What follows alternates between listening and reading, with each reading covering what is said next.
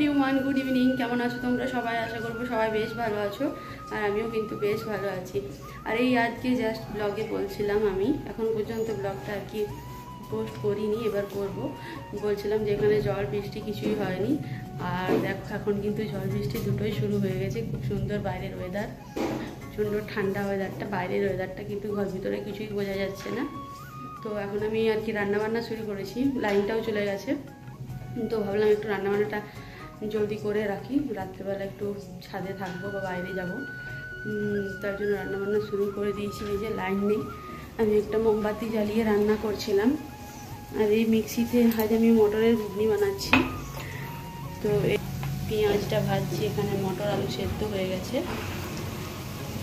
আর mixie যেহেতু জল বৃষ্টি কী করছে, মেম্মা করছে। কে করছে বেটু? জল বৃষ্টিতে এই যে বাথরুমের দরজাটা না, আমাদের একটা বাথরুম ছোট্ট একটা জানলা আছে, সেটা আর কি খোলা আছে। তো প্রচণ্ড পরিমাণে হাওয়া দিচ্ছে, যার জন্য বাথরুমের দরজাটা আর কি নড়ছে, সেটারই আওয়াজ উঠছে। আর বাইরের ওয়েদারটা যদি তোমাদেরকে একবার দেখাতে পারতাম, কিন্তু কি করবো বলো তো, প্রচণ্ড পরিমাণে ঝড় হচ্ছে, যার জন্য ভয়ে আমি জানলাটা খুলতে পারছি না। যে দেখছি তারাও গাছপালাগুলো দেখছো, ঝড়টাই বেশি হচ্ছে, জল সেরকম হয়নি। এক মিনিট তারা একটু খুলি, আরে খোলাই যাচ্ছে না।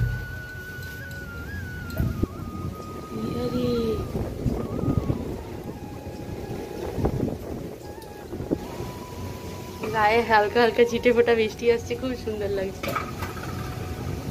দাঁড়াও, দরজাটা বন্ধ করে দিই আগে, নাহলে বৃষ্টি ভিতরে চলে আসবে অনেক। আমি রান্না করছি।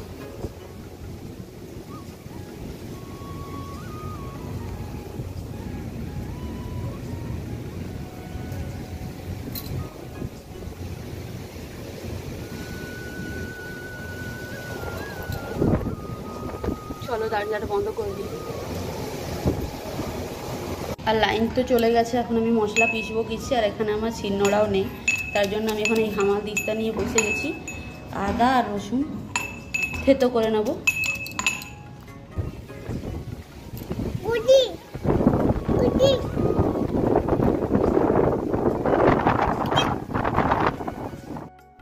আর তারপরে এই দেখো আমার ঘুগনিটাও রেডি হয়ে গেছে। আর ওইদিকে ঝড় বৃষ্টি অনেকটাই কম হয়ে গেছে, তার জন্য ভাবলাম এখন একটু জানলাগুলো খুলে দেবো।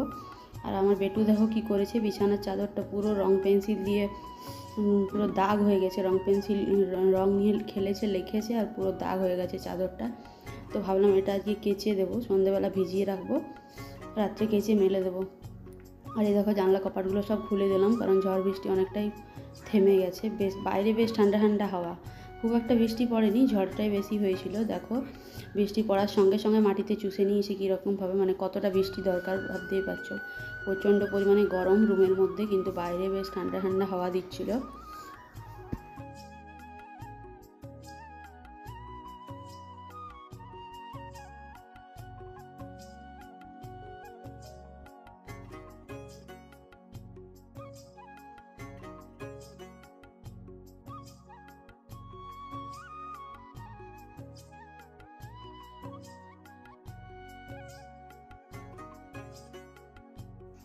আর তারপর এখনও পর্যন্ত লাইন আসেনি, তো আমি ভাবলাম একটু চা করে নিই। আর আজকে দেখছি পুরো 6:30 বেজে গেছে, তার জন্য আর পার্ক গেলাম না।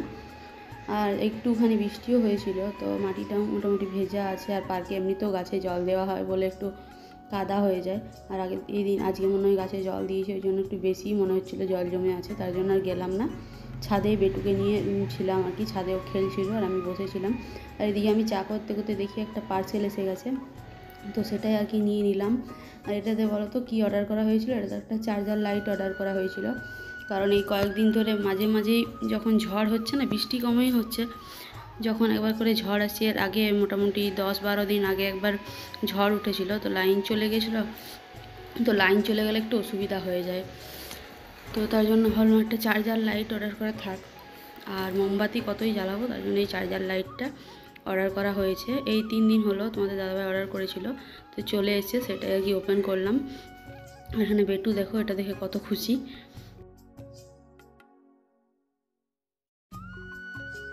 আর তারপরে এখানে দেখো গাছগুলো আমি একটু বেলকানির ধারে করে রেখেছিলাম, ভাবলাম বৃষ্টির জল পাবে তার জন্য, কিন্তু কোথায় আর পেলো, দেখো বৃষ্টি তো হলোই না।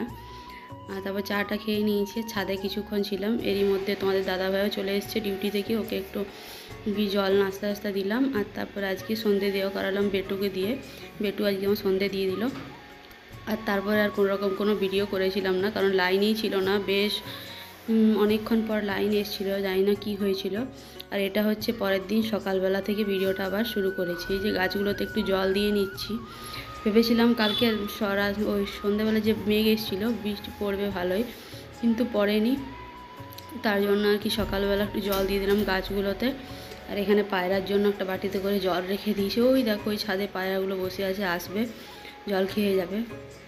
আর এই যে টবগুলো, এগুলো এখানেই ঝোলানো থাকে, তো যখন জল দিই তখন নামিয়ে জল দিই, নাহলে না জলটা বেরিয়ে যায় সাইড থেকে, তার জন্য আর কি নামিয়ে জলটা বেশ ভালো করে মাটিটা ভিজে যায়, তারপর আবার ঝুলিয়ে রেখে দিই। মোটামুটি একদিন পর পর গাছগুলোতে জল দিয়ে থাকি। আর গোলাপ গাছটা দেখো এখনও পর্যন্ত ফুল আসেনি, জানি না কখন ফুল ফুটবে। আর তারপরে সকালবেলা তো তোমাদের দাদাভাইয়ের ডিউটি ছিল, তো আগেই বেরিয়ে পড়েছে, তারপর আমরা ফ্রেশ হয়ে নিয়েছি, বেটুকো মুখ টুক ধুয়ে দিয়েছি, আমিও ধুয়ে নিয়েছিলাম। আর তারপরে চা তা খেয়ে গাছগুলোতে জল দিয়ে এসেছি। আর এখন এসেছি বিছানাটা গোটানোর জন্য, নিচেই তো শুই তোমরা তো জানোই, তো তার জন্য বিছানাটা গুটিয়ে নিচ্ছি এখন। আর ওদিকে বেটু দেখো, আমি যখনই বিছানা গোটাই ও এরকমই করতে থাকে, বিছানার উপর বসে আর উঠতে চাই না। রীতিমতো আমি টেনে টেনে চাদরগুলো তুলেছি, চাদর কাঁথা যেগুলো পাতা ছিল। তো এখন বিছানাটা গুটিয়ে রেখে নেবো, তারপরে ঘরটা ঝাড়ু দিয়ে ঘরটা মুছে নেবো।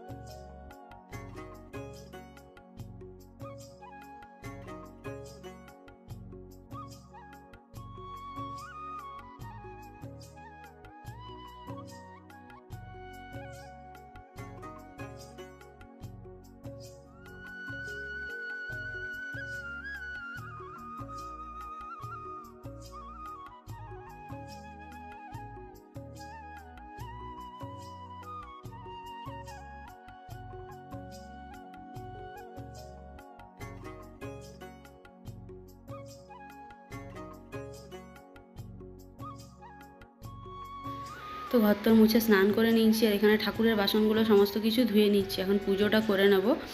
আর আজকে প্রায় 3 দিন পর বেটুকে স্কুল নিয়ে যাচ্ছি, কারণ তোমরা তো জানোই, আগের ব্লকে তোমাদেরকে বলেছি যে বেটু জ্বর এসেছিলো, তার জন্য 2 দিন তো জ্বর ছিল, তারপর ওষুধ দিয়ে জ্বরটা ছেড়েছে।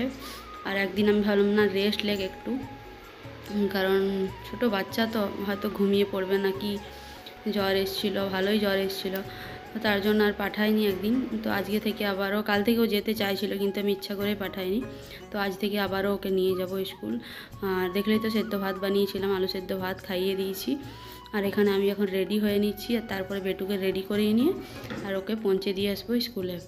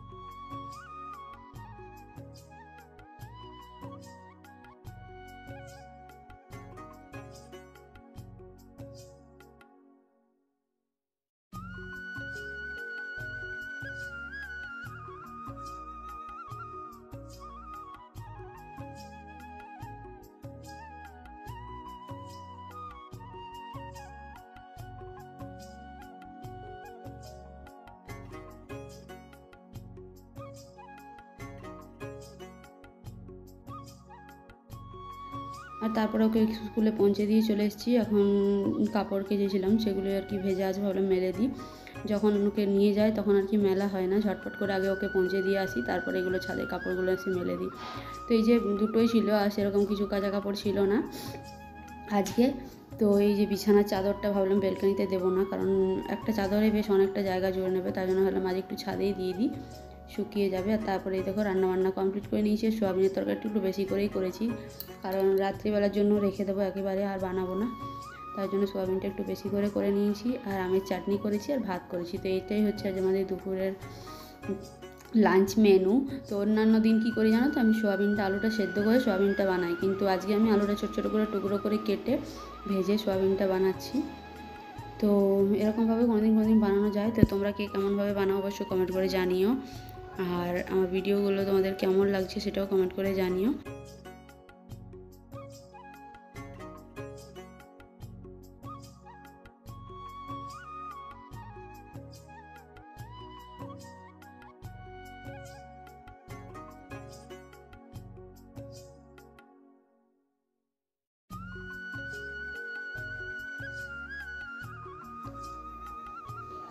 তো তারপরে আমার রান্নাবান্না কমপ্লিট হয়ে গেছে, দেখো তোমাদেরকে আরেকবার দেখিয়ে দিলাম, আর তোমরা তো দেখেইছিলে আগে কী কী রান্নাবান্না হয়েছে।